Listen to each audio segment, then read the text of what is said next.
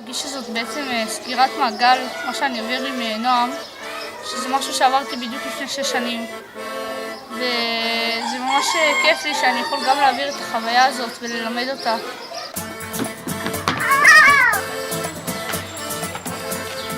יאללה, תגיד.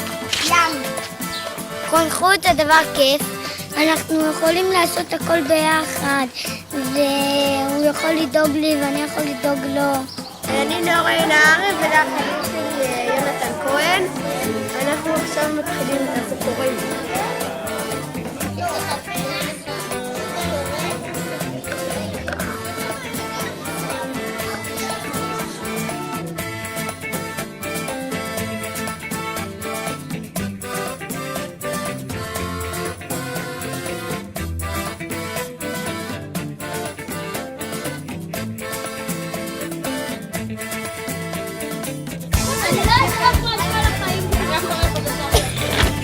אנחנו קוראים עבודות.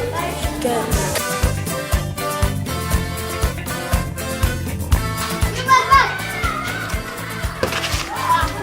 שלנו לא יכול להתמלא על ידי. ומראים לנו גם תמונות של זהירות בדרכים. אנחנו עושים המון יצירות.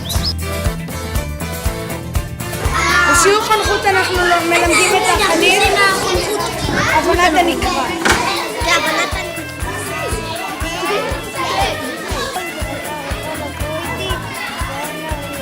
אנחנו לומדים לקרוא יותר טוב ולענות על שאלות.